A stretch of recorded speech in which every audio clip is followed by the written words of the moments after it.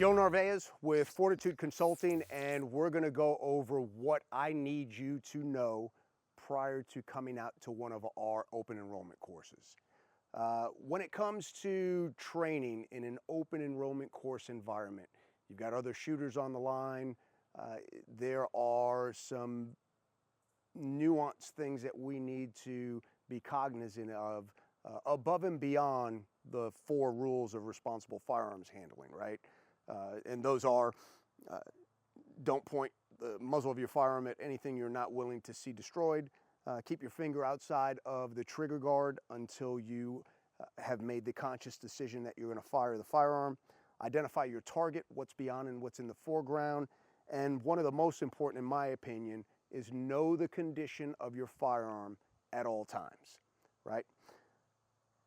Knowing the condition of your firearms at all times is directly tied to 2 of the things that are an absolute must for you to know prior to you coming out and training with us in an open enrollment environment. Let's go over one that is going to preface those 2. As we are handling the firearm and we're on the line, one of the things I want you to keep in mind is that you have a 30-degree cone of deviation with your muzzle. What that means is that muzzle can go 30 degrees to the left, it can go 30 degrees to the right, approximately, right? We don't have measuring tools on our body, but approximately 30 degrees to the right, 30 degrees to the left.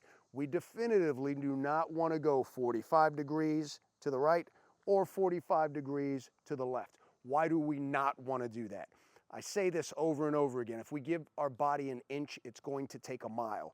If you go 45 degrees to the left, for instance, as a right-handed shooter, and here's where that will come back to haunt you, is in doing your weapon handling and manipulations, where we're doing a reload and you go about 45 degrees and have some sort of malfunction, need to do remediation on the gun, and you start to do that remediation just here in front of your body, you're now pointing that gun at everyone else on the line. Completely unacceptable, right? So we want to stay 30 degrees to the left, 30 degrees to the right as an absolute maximum when we're on the line. What are the 2 things that I really want you to know and understand prior to coming out to class? I want you to know and understand how to load and make ready and how to unload and show clear. That is directly tied into that last rule of responsible firearms handling, knowing the condition of your firearm at all times. Loading and making ready. We want to go ahead and have the gun in a full firing grip. We go ahead and remove a magazine with ammunition. We'll go ahead and slide that magazine into the mag well till we get a distinct click, knowing that it's seated. Once the magazine is fully seated, we'll go ahead and rack the slide, chambering around into the gun, and now we're ready to go ahead and do work. That is your load and make ready. The gun is ready to rock and roll at this point, right? So we come out, we complete our work, and we now need to unload and show clear for whatever reason, whether we're doing a dry fire exercise, we're done training for the day, now we unload and show clear. How we go about unloading and showing clear, we remove the magazine or remove the source of ammunition from the gun, and we stow that appropriately. We're going to go ahead and clear the chamber by forcefully racking the slide to the rear and seeing that something has come out of the gun. It may come out of the ejection port. It may actually come down here out of the magazine well, but you want to make sure that you observe something come out of the gun. Right there, we see that the round actually came out of the chamber through the ejection port, and theoretically, we know that that chamber is clear. However, this is not good enough. We need to take this one step further. What I want you to do is I want you to rack the slide a minimum of 3 times. Now that we've racked the slide a minimum of 3 times, we go ahead and turn our body around the gun. Again, we don't want to turn the gun around our body. We turn our body around the gun, get into a position where we can go ahead and lock the slide to the rear. Once we have the slide locked to the rear, we're going to check that the mag well does not have a magazine inside it, and we're going to check that there is not brass in the actual chamber of the firearm as well. Once we've cleared the firearm, we know the condition of it, we can go ahead and stow it away. One of the things that, or a couple of things you may or may not have noticed, we're going to go back and revisit. How did we start each of those processes? Both the load and make ready and the unload and show clear. Both of them started with the magazine. On the load and make ready, the first thing that we actually do is we slide the magazine into the mag well. On the unload and show clear, we start again with the magazine. The first thing that we do is we remove the source of ammunition from the firearm. Again, the reason why we're always starting with the magazine is that is one of the things that you need in there in order for the cycle of operations of that firearm to actually function properly.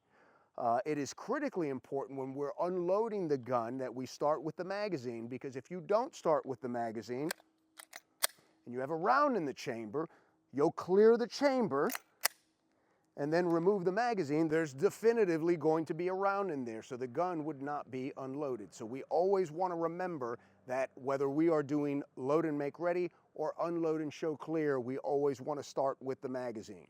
So I'm going to do unload and show clear one more time and make one more point. So we start by removing the magazine from the firearm and stowing it, and then we clear the chamber. One thing that I want you to absolutely not do, I'm not real big on absolutes, but this is one of them. Do not try to catch the round as it comes out of the gun, okay? When the round is coming out of the gun and it flies up in the air, if you're trying to reach out and grab it, you may end up flagging your own body. You may not pay attention and allow that muzzle to start floating around and flag one of the participants of the class. That is an absolute no-no. So make sure that you just allow that round to fall on the ground. If you want to pay attention to where it is as you complete your process, clear the gun completely, and now you know exactly where that round is so that you can pick it up later. But don't try to do the whole competitive shooting, catching it in midair. It doesn't look as cool as you think it does, and it will cause more problems than it's worth. When it comes to seating the mag, there are protocols out there for actually locking the slide to the rear prior to inserting the mag into the gun. There's absolutely nothing wrong with that whatsoever. It's an extra step that may or may not be necessary depending on where it is that you're training at. However, to avoid the whole issue of inserting a magazine, going to fire around and having the magazine fall out, that's why we want to have that step, that cognizant step of as we are inserting the magazine into the mag well, ensuring that we get that definitive click to know that it's seated. If seating the mag in the gun is problematic, actually tugging on the magazine is a way to kind of mitigate that from happening as well. One of the things that I like to do, and one of the reasons why I recommend competitive shooting and participating in competitive shooting events, is because of the gun handling. It's not even the training aspect from a marksmanship standpoint, which there are tremendous benefits to training in competitive shooting. One of the best, in my opinion, is learning gun handling and appropriately handling your gun. It will force you into doing that really, really well. The thing that I like to do as I am loading my firearm in a competitive shooting environment is I will go ahead, definitively seat the magazine in the gun, go ahead and rack around in the chamber and actually check the magazine that I've just utilized to load that gun and ensure that there is a round missing from that magazine. If that round is missing from the magazine, it's only got one place it can be, is inside that chamber. So just keep that in mind. Locking it back is definitely an option. It's not mandatory though. There are ways of getting around the potential for that mag to actually fall out by itself. So I don't think that especially with modern day semi-automatic pistols, that the traditional press check, if you will, is something that's necessary. It's highly unlikely, in my opinion, that you're going to cause a malfunction. If you've got the experience and the inclination to do a press check, you're probably not going to leave the gun out of battery anyway, but they're still largely unnecessary. Why are they largely unnecessary? Most semi-automatic pistols that are made today actually have a loaded chamber indicator on the extractor of the firearm right here at the back of the ejection port. And what I like to do if I am checking chamber, other than looking at the mag and ensuring that there is a round in the chamber, just taking your thumb and dragging it over that loaded chamber indicator is a good way to ensure that the gun has been loaded properly and that you do have a round in the chamber. Got those three things: making sure that we have a maximum of a 30-degree deviation with the muzzle of our firearm, as well as knowing the unload and show clear, load and make ready process is absolutely critical for you to have success. Why is this something that I feel is important in order for you to come out to an open enrollment course and participate? Why am I not talking about marksmanship?